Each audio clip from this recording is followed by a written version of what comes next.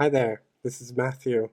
So today we're looking at how to balance and plan the four strands into a series of lessons, or we'll basically be looking at how you can make sure that you have a balance of these different activities in your own language learning course. The focus is on how a learner or how somebody learning languages on their own could do this. The same principles apply for a teacher who's teaching. So, uh, our activities are all going to come from these four strands, mainly the four strands, and not too much from general purpose activities besides link skills and word cards. So, let's say that you are a teacher or you are an independent learner of language or languages. So you want to slowly break into the four strands. You want to start using the principles of the four strands, or you're not able to make changes all of a sudden, or if you want to know what the most important changes to make are, here is a list. These are taken straight from What Every EFL Teacher Should Know by Paul Nation, and he suggests that uh, the most important change you could make in any language learning program is to include an extensive reading element. So, plenty of comprehensible input. Um, let's say you are able to do that and you want to know what's the next most important um, concept or principle of the four strands to implement. That's the fluency development strand. So you ensure that there's a balance of fluency development with the four skills. So students or you are getting practice with using what you know. So you become more automatic. There's not much point in knowing something with language unless you can immediately use it. Immediately use it in terms of you're able to read or listen and understand it, or able to speak or write it. So let's say that you are able to do that. So what's the next most important thing to add to a language program? That would make sure that there's meaning focused output for speaking. So if you do that, that means that likely there will be a speaking partner that you have where the students are speaking to each other and they will be using what they know to communicate. This means that students or you will also be getting meaning focused input through listening by listening to the other person. Let's say that you are able to implement step 3. So what's the next most important thing that you should add to a course? That's add extensive listening. So plenty of easy listening and comprehensible input that is well within the student's ability. So that could be the read and listen activity. So use graded readers with an audio. Let's say you're able to do steps 1 through 4. Um, that's a solid language learning course right there. In fact, if you do just number 1, add the extensive reading program, you will have already made a serious change to that course of study. If you're able to do 1 through 4, then add word cards so that there's deliberate learning of vocabulary. In many ways, going through these steps, that's just simply following the principle of the four strands. Let's take a look at what at our activities, the activities that we've seen here. What does it look like uh, when you lay out all of those activities and based on the amount of time that you spend with them? So if you take all the activities and you write them out, let's say for extensive reading, uh, let's say you're going to spend 1 hour a week with extensive reading. Yeah, so if you spend 1 hour with extensive reading, if we go back to our main chart, extensive reading, so 1 hour a week. So that means that the meaning focused input strand should take 2 hours because 1 hour here. That's 50% of meaning focused input. That means listening is also 1 hour, so meaning focused input is 1 hour. That means each strand takes 2 hours. So you've got 8 hours a week that you're spending with language learning.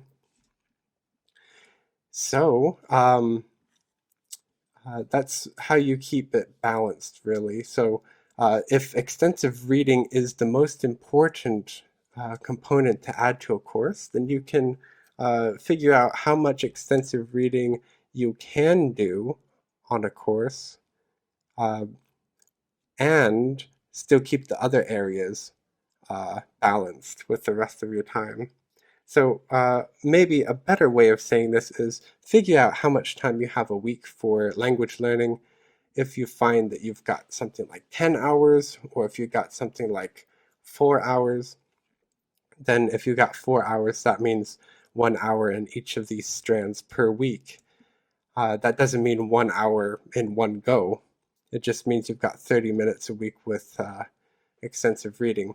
Now, I suggest with extensive reading, actually, I suggest this because Paul Nation's books recommend a minimum of 1 hour a week of extensive reading. So that means something like 8 hours a week. The 8 hours a week can they don't need it doesn't need to be serious study like as in word cards, of course. If you've watched the series, then you understand that these different activities are simply processing information like reading and listening. So some of it can be done while you're commuting, for example. It doesn't mean you have to sit down and study, although that is ideal. So let's look. So uh, I assigned 4 cards, like 4 spaces. I'm just trying to get a visual representation of um, what do these activities look like. So let's say that we spend 1 hour a week with extensive reading. So I made 4 cards, and that means each card represents 15 minutes. Yeah, so that means extensive reading. So the yellow is meaning focused input, blue is meaning focused output, red is language focused learning, and this blue or purple color is fluency development. So you can immediately see the balance of different activities. With the language focused learning, I used because word cards and memorized sentences and dialogues, those are similar. I've made word cards, intensive reading, and memorized sentences and dialogues. I've made those kind of share time, right? So if you look at this chart, you'll find, okay, so this means 2 hours. If 1 hour is for reading, then an hour is for listening here. That means 2 hours is spent in language focused learning, which means 30 minutes for each of these activities. So 30 minutes of intensive reading, I'm deciding to uh, make that time shared with the word cards and make the word cards shared with here. So this this would be 30 minutes and this would be an hour. So I'm making that hour share with the word cards here. Yeah. What's important though is that the language focused learning is not more than 25% of the course. Yeah. So you'll notice in this ranking, number 5 is the first, so the fifth most important part of a language learning course. Number 5 is language focused learning. So as long as this language focused learning strand is kept to a 25%, we are looking good. All right, so uh, how can we visualize what a week might look like? I've written these out on cards. Then I rearranged the cards on the floor until I got something that looked like this.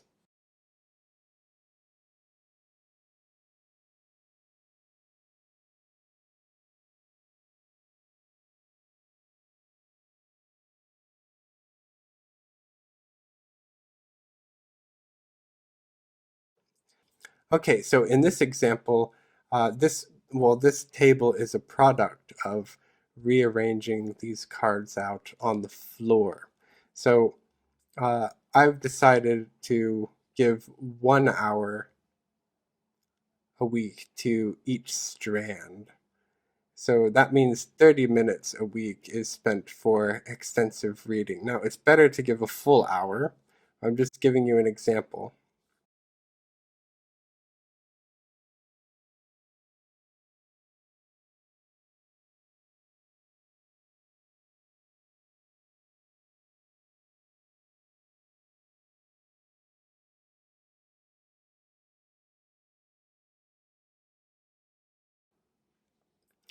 We really do need more time, but it's possible to learn a language just a bit slower with just with 38 to 40 minutes a day. So ideally, you'll give an hour. But here, in this example, I've put intensive reading, word cards, and memorized sentences in front.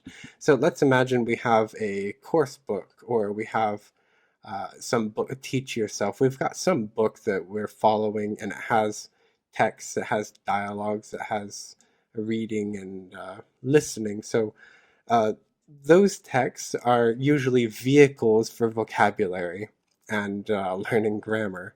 So we start the week off with some intensive reading, and we collect word cards from that to learn. Now, I'm assuming two of these blocks is 15 minutes. Yeah. So I used these cards, and I decided each one is 30 minutes, right? So we've got an hour, 2 hours, 3 hours, 4 hours in total.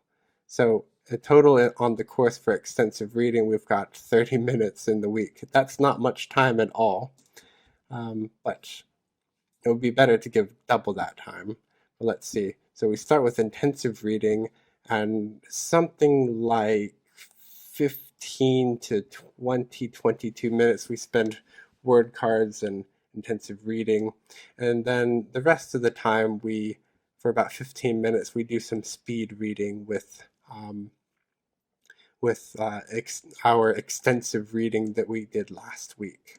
So the only new material here that we're using is the intensive reading from the course book that we have. The next day we could use, we do delayed writing. So let's say we take the intensive reading from day one, and then we use that for the delayed writing. After that, we do some extensive reading for 15 minutes, and then we review cards from yesterday and last week. And so on day three, we do some more extensive reading, and then we do this. We do a read and write activity, and the read and write activity is about, so it's writing, and we write about what we read with the extensive reading. And then we do a brief activity with either a friend, or we have some kind of we have some kind of prepared talk that that we've been practicing, and we use a 4-3-2 activity to practice and make a recording and post that online, for example. Or you can practice with a partner. Now, the next day we've got a read and listen activity or extensive listening. So let's say we take our same audio, our same graded reader from the extensive reading, and we're reading and listening to that. We just continue with that book, and we're reading and listening. Now we've read and listened, so that's practicing our listening for meaning-focused input. And then we can talk about that, as in we could give a prepared talk based on what we were reading or listening to, and then we could do some 10-minute writing at the end. This could also be combined into a linked skills activity. These three activities.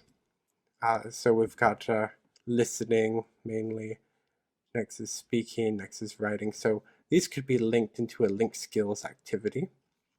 The next day, we could start with listening, and then we go on to write, and then we do some speaking. So this could be, again, a linked skills activity. Now, keep in mind, so far this week, the only content, the only texts, or the only materials we've needed are the extensive reading, so the graded readers or whatever comprehensible input reading you're doing. We have an audio that goes with that, and we have our intensive reading text. So that's not that much to actually organize. Then when we get here, we listen to something that we've listened to earlier in the week, so something from our graded reader. So we listen to that again, and then we can do a prepared talk or some other speaking. The speaking does not always require a partner, even though that's ideal. You can be practicing and making a video to post online. You can make a series of videos and post those online, just like I showed with the prepared talks video. If you're a teacher, this is marvelous because you can arrange the students to do these. Um, and let's say day 7, we've got 10-minute writing. So that doesn't need to be linked to anything. And all you need is a topic to do that activity. We have a transcription activity here. So transcription can be done with any text that any of the listenings from the read and listen activities. Or it could be, let's say, the intensive reading you did on day 1 it also has an audio. So by now, you could have you could even practice that text several times here with the speed reading. It would be better to maybe take this intensive reading and not the same week because you won't be good enough to practice speed reading here with that text. But you could practice it in the future. But this transcription, you could take the audio of this intensive reading if you're familiar enough with all the vocabulary.